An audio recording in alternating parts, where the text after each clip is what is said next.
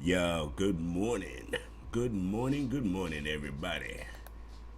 It is your main man, Coach, coming live with a quick B-Ball Avenue. We had a game last night where we had the return of Julius Randle, the return of our new JR.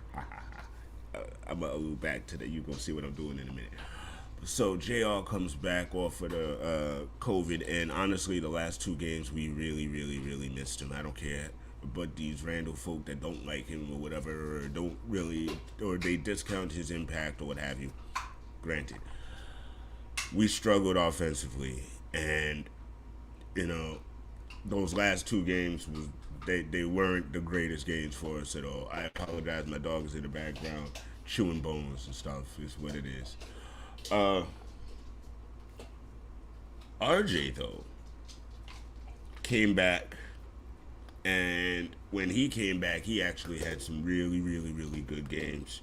And you saw in these last two games, especially, you saw aggressiveness that you've been hoping for all season. I feel like he's finally at a place where he's 100% healthy, and I think that was part of the problem so far this season is that he hasn't necessarily been healthy.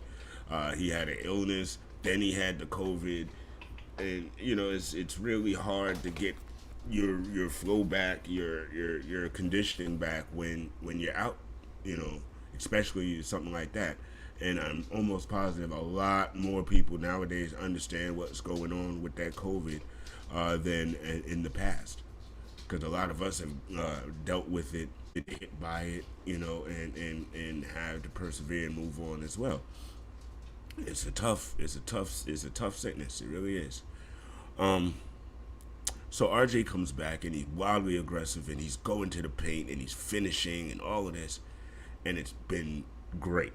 And now that you got RJ and JR back together, last night was the first 30-point game for both of them at the same time that we've had. And for everyone who says they can't play together, yeah, now you see they can. I think RJ needed to know for himself that he could be an offensive threat. And now that I feel like he thinks he is one, this is about to turn on its ear. I'm very excited. I did see, however, someone on Twitter today trying to discount the win, by saying, the Pacers were without, Malcolm Brogdon and Kaius LeVert, which they were. And we are without Nerlens Noel, Kemba Walker, and Derrick Rose. Arguably, guys that really help push this engine, especially Derrick Rose. And we won't have him until the playoffs. So, and you want to sit there and act like we have not dealt with COVID issues ourselves? Come on, man. Be better. Be better. If you're going to tell the story right. You know what I mean? Tell it right. I mean, end of the day, and Nerlens still, though he was back off of the protocols, he wasn't playing last night. He hasn't gotten his full conditioning back. Um, you know, you got to really look at that. You can't just discount it or apply it. When you feel necessary, you have to apply it across the board. So we are 18-20. We've got 7 of the next 10 more games at home, so there is a chance to catch back up.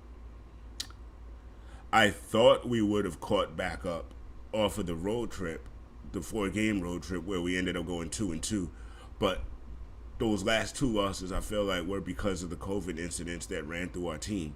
If we were whole during that time, I honestly feel like we could have come out of that at least 3 wins. Because Oklahoma City really ticked me off. It really did. Because we should have still won that game, even as depleted as we were. I still feel like that game should have been won. So we have another game coming up tomorrow, I believe, Thursday. But what we saw last night, man, RJ 19 points in the first half. Super confident. And then Randall being the leader that he is on our team. Yes, he is the team leader. Sorry, guys, that's the truth.